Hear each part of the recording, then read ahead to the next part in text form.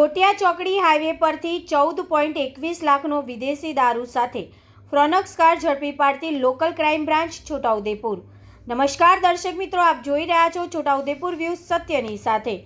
Sankheda police station વિસ્તારના લોટિયા ચોકડી Bodeli Dabhoi highway road ઉપર એક ફ્રોનક્સ કારમાં લઈ જવાતા કિંમત ₹6,01,584 નો ભારતીય બનાવટનો વિદેશી દારૂ તથા કાર મળીને કુલ કિંમત ₹14,21,584 ના મુદ્દામાલ સાથે લોકલ ક્રાઇમ બ્રાન્ચ છોટાઉદેપુર દ્વારા સફળ કાર્યવાહી હાથ ધરવામાં આવી છે।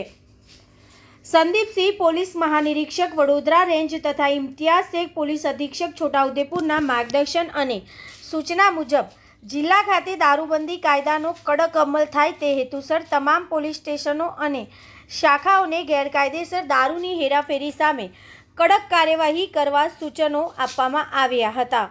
જે અનુસંધાને એલસીબી પોલીસ ઇન્સ્પેક્ટર એમ.એફ. ડામોરના માર્ગદર્શન હેઠળ LCB staff Sankheda police station વિસ્તારમાં પેટ્રોલિંગમાં હતા।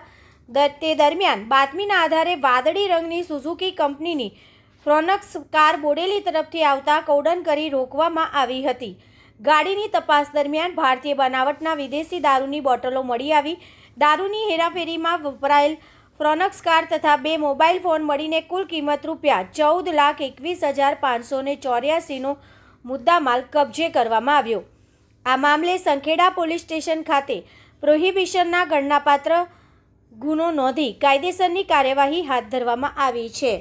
Bureau report Virendrasinh Desai, Bodeli, Chhota Udepur.